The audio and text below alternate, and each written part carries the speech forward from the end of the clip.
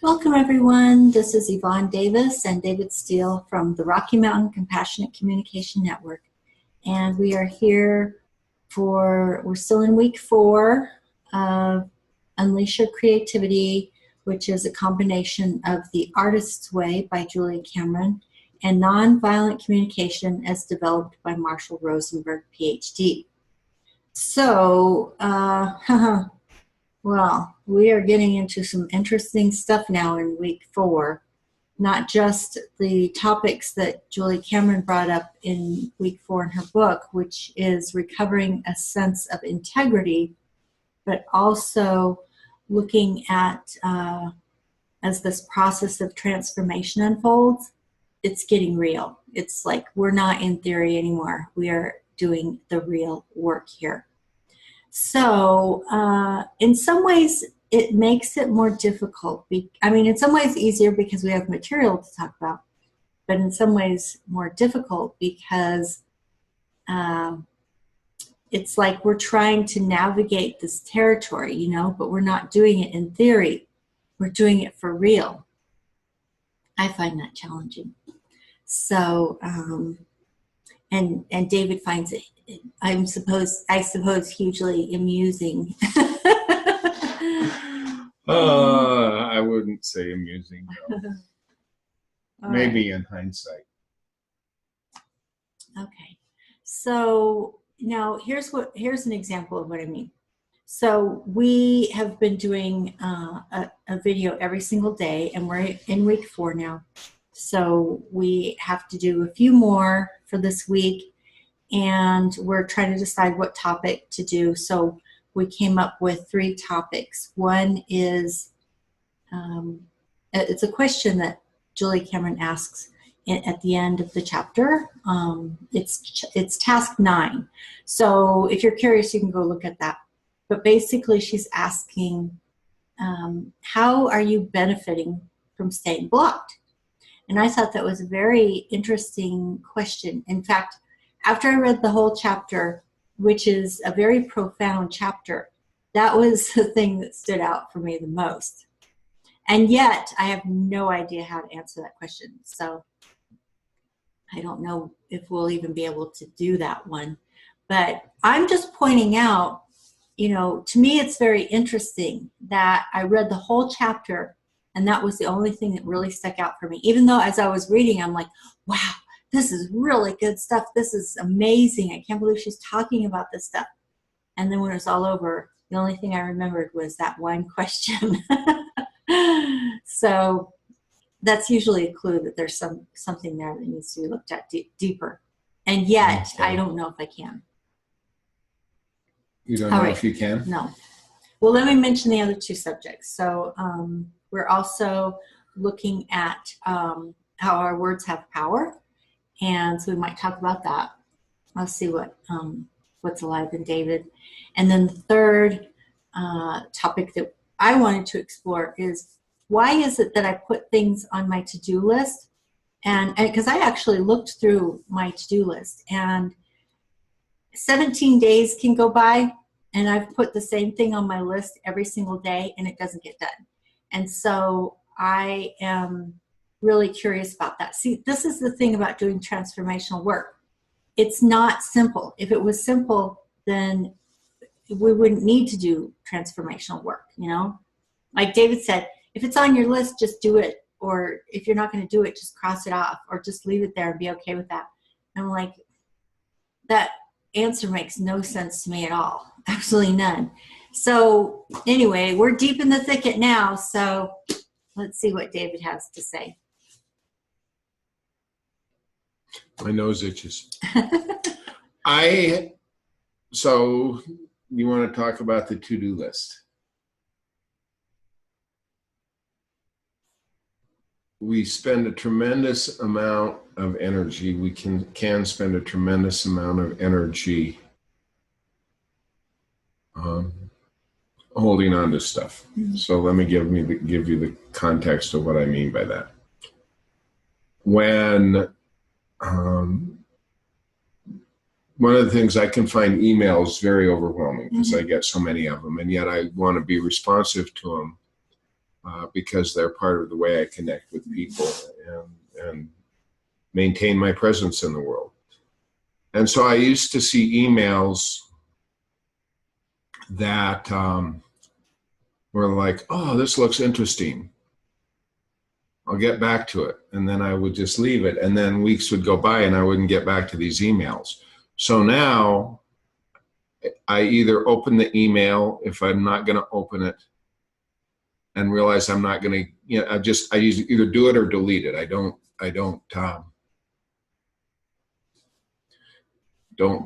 just have it hanging around. And it's the way with a lot of the stuff that comes into my life now, rather than procrastinating, really setting it aside. I either do it or I don't do it. And if I do it now. I just get it done. I move on to the next thing. And it's not easy to learn. It was not easy for me to learn that. Mm-hmm. And I think maybe there was a fear of running out of tasks to do, or somehow hanging on to stuff provided me with a sense of reassurance.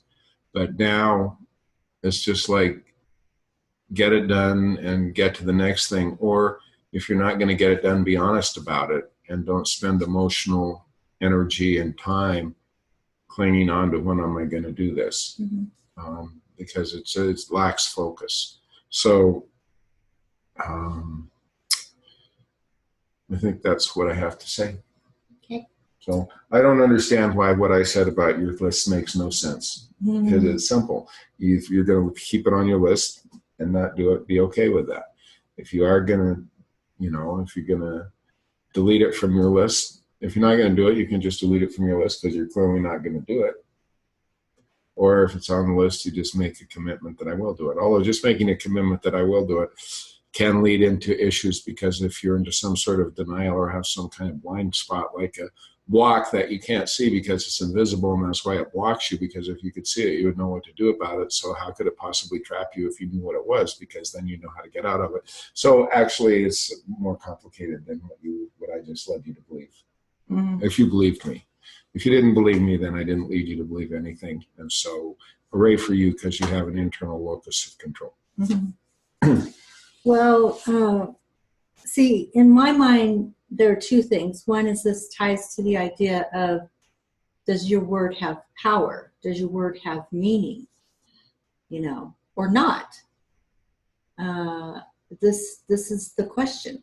And then the other thing is, which I asked you about, that I think is tied into this, is why is it that often, if you and I make a decision to do something, like a workshop, or these Artist Way videos, or other things where we've made a clear decision, there's no blocks. There are no blocks. We get it done.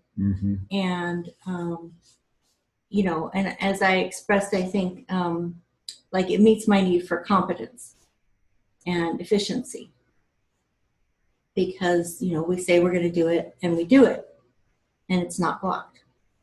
So,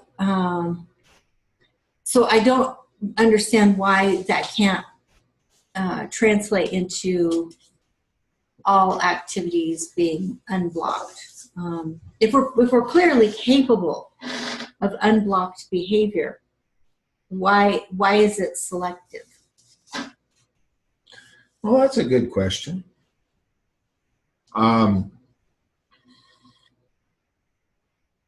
I have gotten pretty good at not agreeing to do things that I'm not willing to do. I didn't used to be good at that.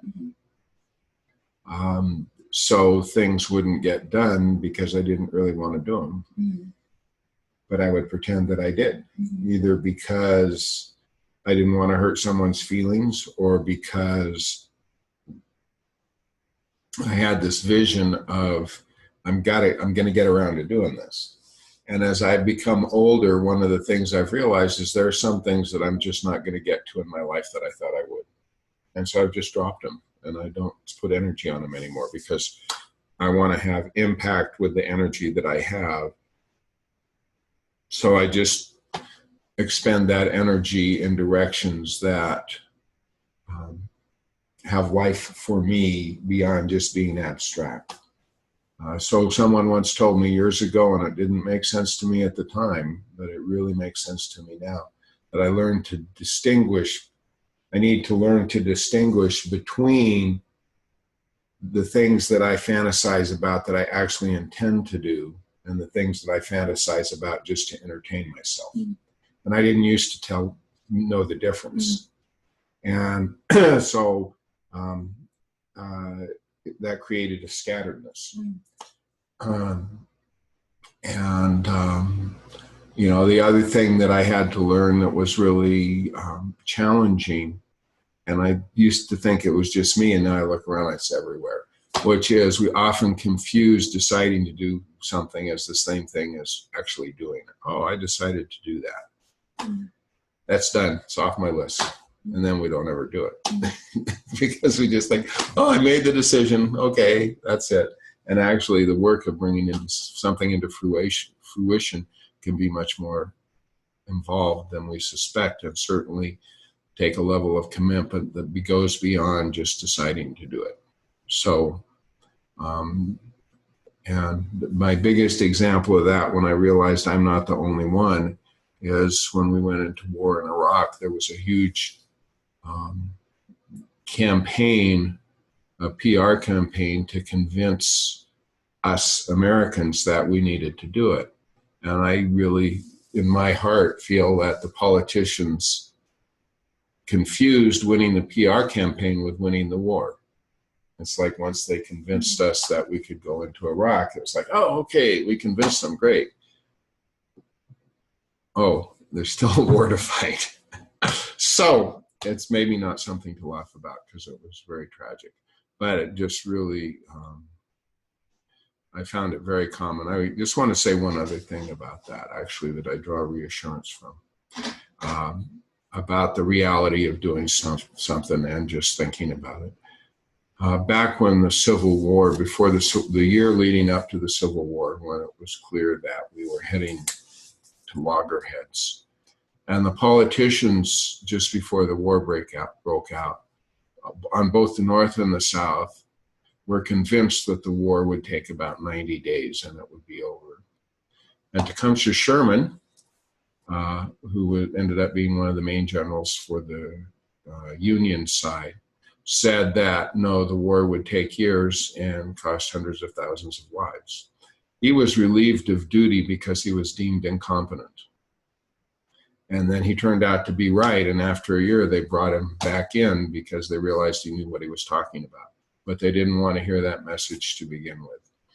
And so that discrepancy between what we think something is going to be and what actually happens, it's nothing new in human nature, and it plays out within us personally, and it plays out globally with us as a society and a species.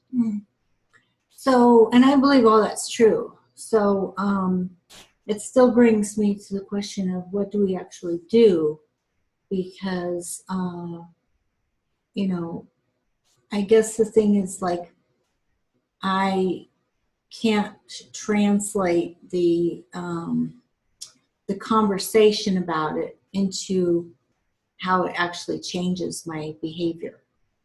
So, you know, like, for example, maybe there is some way that I am actually benefiting from being blocked, but I'm not consciously aware of it. Well, that's a slightly different topic than what we were just talking about. That's okay. We can go back to the topic that we're talking, you know, whatever. We can go to the blocked one. I'm just thinking we have 3 topics, 3 videos. If we leave them all together in this video, what are we going to do for the other 2? Well, here's the thing is, I don't know how they're different. To me, they're all tied together.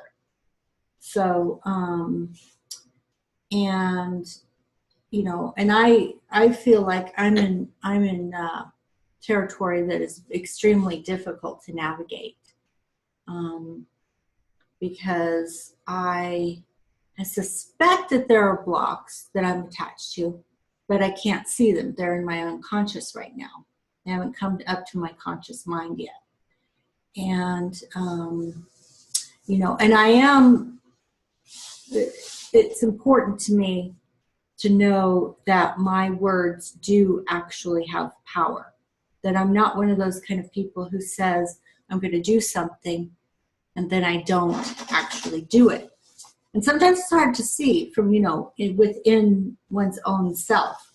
It's much easier to see when you're looking at someone outside of yourself, because I'm sure we've all met people like that who say they're going to do things and they never do them.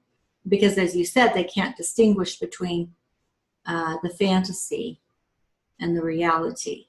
So they can have the experience of fantasizing about it, making decisions about it, talking about it, and that doesn't equate to action.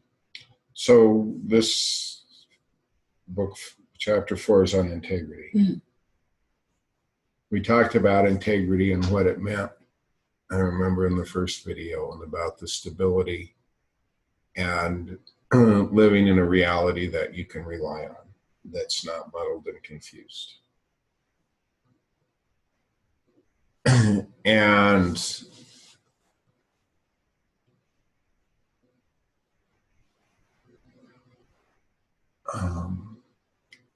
so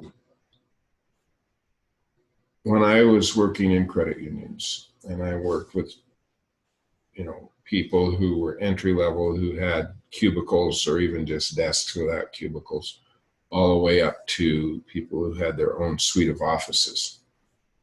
And the higher management people that were, you would call it successful people, because they were the ones making way big bucks and orchestrating what other people did.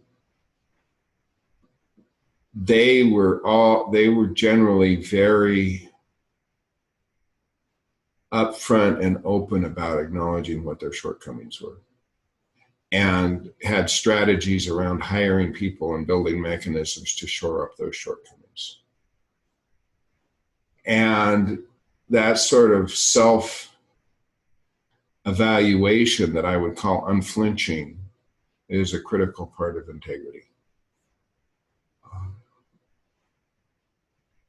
People who were in the less responsible, more menial levels, my experience was often you talk about shortcomings and they'd be like a deer in the headlight and afraid to even admit that they had any. And to me, that's a sign of insecurity. So when you're talking about integrity, it's being able to be honest about what is. And so if you say I have a block and I can't see it, that could be integrity. That's way more powerful than blaming external forces. If you're blaming external forces, you're a perpetual victim anyway. To start to take responsibility for, or take your destiny in your own hands, which is what we admire in leaders like, say, Henry Ford. He went out there and he pioneered and he had a vision and he made it happen and he took his destiny in his hands and he changed the world. And we talk about that. We talk that way about people that we admire because it's not easy to do. And people who do it are admirable. So getting away from blame and external influences and being able to be unflinchingly acknowledge the way your world is, like, okay, this has been on the list for 16 days. I haven't done anything about it. And rather than say, no, I just didn't get around to it, or, well, it really wasn't that important, to just say, okay, here it is. Now I'm, what's up? That's being unflinchingly present to what is. The thing about what you call blocks is not only are they patterns that live in our nervous system, they are also patterns that are embedded into our narrative, into our ego, you might say. And so for the ego to look at a block and see it is very difficult, if not impossible. So the way that I have found that is effective in working with blocks goes back to Carl Rogers, who was a very famous psychologist and one of the main inspirations for Marshall Rosenberg, PhD, that we mentioned at the beginning of these videos, is really our job is to become aware of what is, because the ego can't orchestrate how it changes. We can be very clear on what's important to us and what we care about, and very clear, aware of what is. But the mechanics of manipulating our consciousness to bring about change, the ego just can't do that. That's why there's a level of surrender and transformation. That's why there's a level of trust. That's why it's vulnerable and courageous to do transformational work. And in my opinion, it's a spiritual calling because there's clearly an energy, a power that is beyond our ability to comprehend, that certainly does not stop at the edge of our awareness and has a life that goes beyond what just happens in my body. And there's lots of ways of talking about that, but the thing about it is the ego can't, you have to surrender to that and trust that. Because if you just do it with ego alone, you're not going to be very successful, because the ego has huge blind spots. In a way, the ego is the source of the block. And if you want to dissolve it, then you have to be able to find a way to trust beyond just what the ego can comprehend.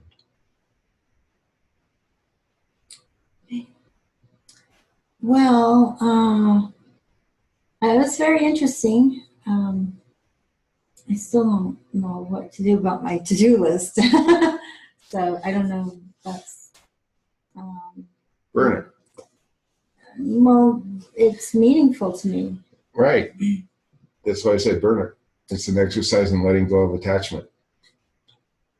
You don't have to, but that's what came up when you asked that question. What I want is to get to the end of the list at the end of the day and have everything checked off. That's what I really would like. And that's an exercise that happens in your consciousness, in your imagination, in your mind. And I can accept that that's fun and fulfilling. But I would